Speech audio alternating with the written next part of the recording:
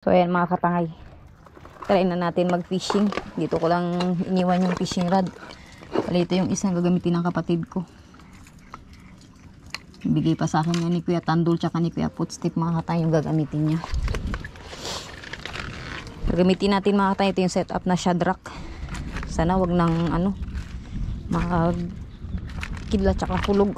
Kasi nakakatakot talaga mga katangay. Siguro may bagyo ngayon mga katangay kaya ganito.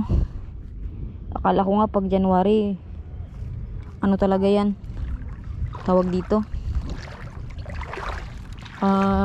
kasagsagan na ng init mga katangay. Buti ngayon maganda-ganda na yung panahon dito.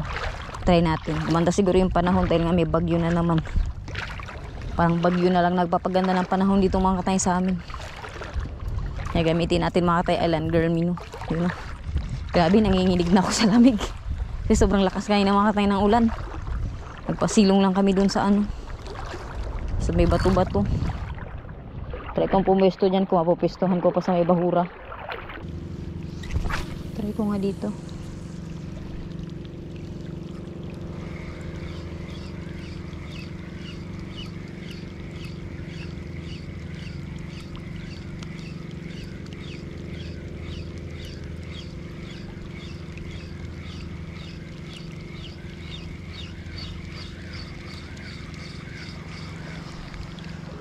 Ilan talaga ako magkakatrangkaso.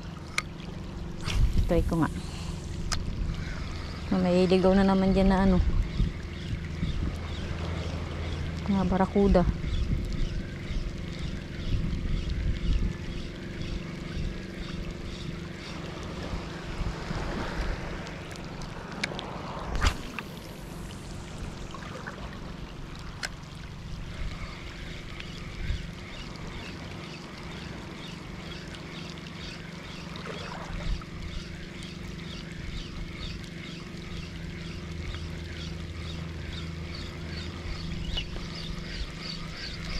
Wala.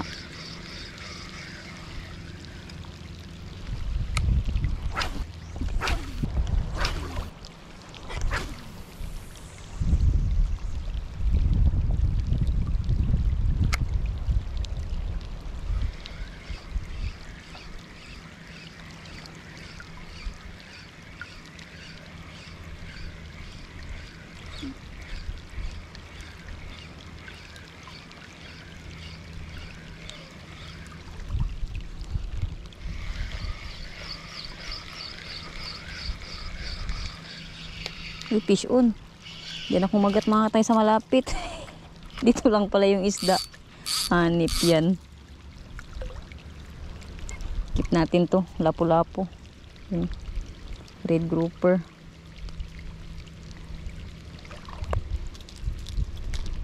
Dito lang pala sa harapan ko yung mga isda. Hagis ako ng hagis dun sa malayo. Tinatry ko sana mga katay palubog-lubog yung lure.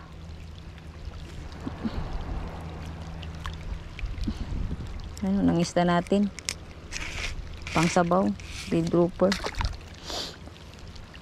pero pang paksyo-paksyo pa lang yan mga katangay. Ganyang itsura ng grouper.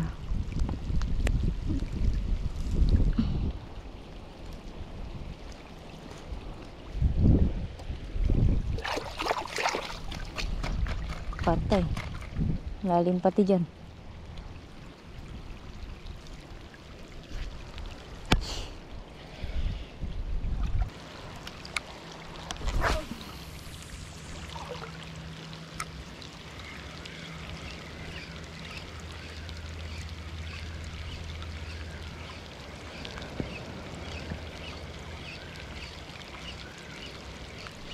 Aroy, sayang.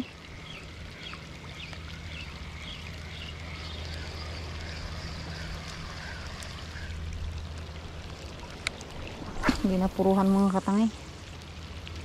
Hinila niya.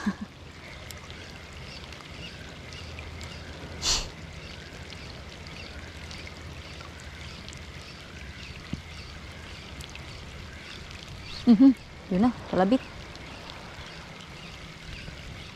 Yun, fish on. Ito. Ay, na-unhook pa. Sayang, malaki sana. Medyo nagluloko na naman mga katangay yung audio ng aking camera. Kaya naman nag-voice over na lang ako. Bali ito nga mga katay, nakahuli ako ng honeycomb grouper dyan. Kaso nga lang mga katay, hindi ko na videohan. Bali ayun mga katay, good size na rin siya. Pansabaw na rin yan mga katay. Pandagdag na. Nakadalawang isda na ako mga katay. Parehong lapo-lapo. Red grouper tsaka honeycomb grouper.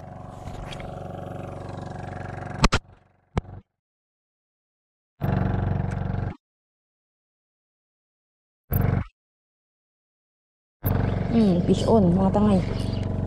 Fish on. Ano kaya to? Ay, sumasama lang siya. Nabalag. Aroy, sinabit niya pa.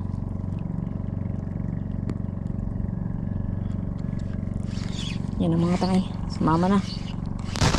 Baga. Kaya pala ang bigat. Yung mga katayo.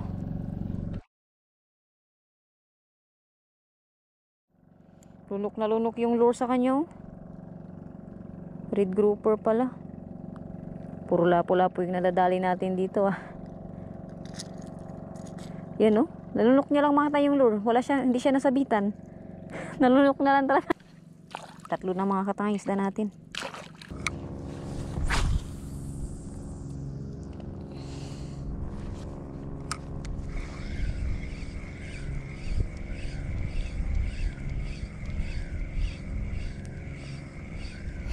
Atsagar.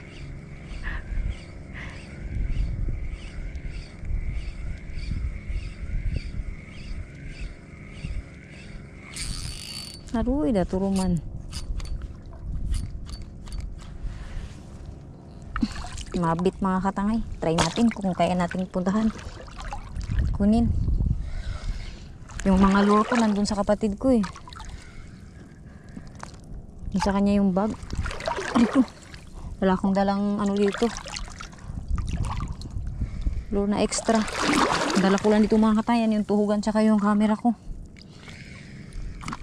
Aroy, malalim na. Malalim banda dyan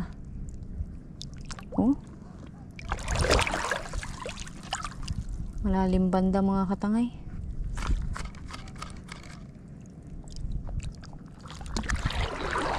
Ay! Malalim na talaga. Ay! Baka maputol pa yung island girl mo natin. Babad na naman natin yung camera natin sa malapit na tayo sa sumabit.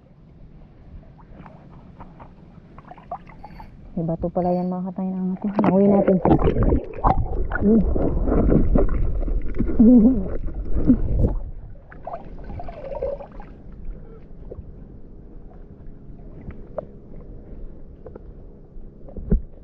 Sumabit sa corals mga katangay. So yan.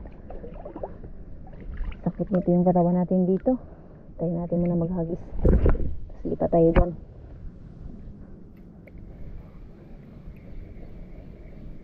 Puro lapo-lapo yung napakagat natin.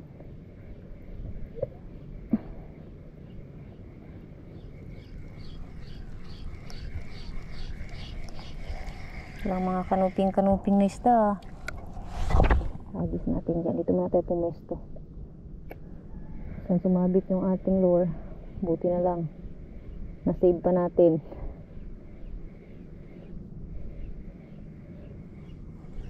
Ilang piraso na lang pati yata yung island girl mino ko mga katangay.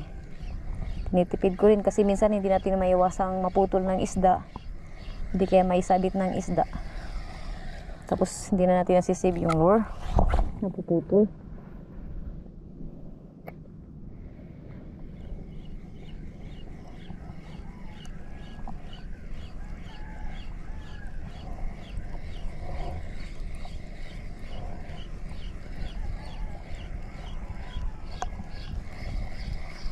Grabe. Buti na lang kalmado at nakakapag langoy tayo dito. Kung maalon to, hindi natin ito kayang langoyin dito. Patapangan na lang talaga mga katangay. Wala namang pating yan dito. May pating yan dito, yung maliliit na pating.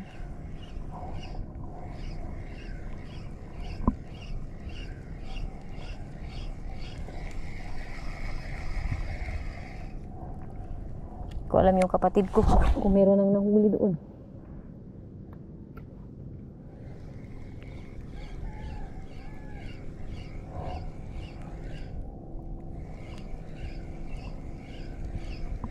Yun, fish on. Fish on. Huwag ka makakabitaw. Please. Aroy, sinabit. Ito, lumabas ng mga katangay. Fish on na naman. Yan o. Good fish mga katangay. Good size din. Yan o. Good fish. Bigote fish. Sakto lang yung mga sizes ng mga nahuhuli natin mga katangay ngayon na isda. Pang prito-prito. Yan eh. Wakas may ibang isda na rin. Tinalapo-lapo. Nasawa na pala sa lapo-lapo.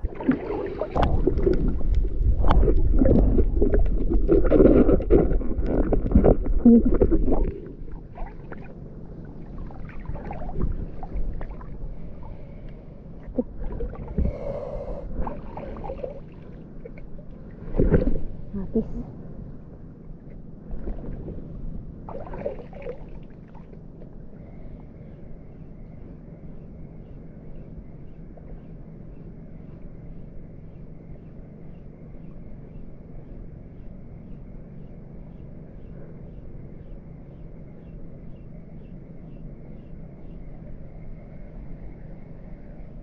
Ayan, hello mga katangay. Try na, hindi natin kayang dito. Malalim na mga katangay yung dagat.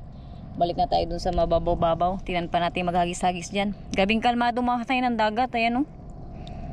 Kitang-kita yung ilalim o. Grabe. Kung ano yung kinalaman ng dagat, yung din yung kinalaman ng mga isda.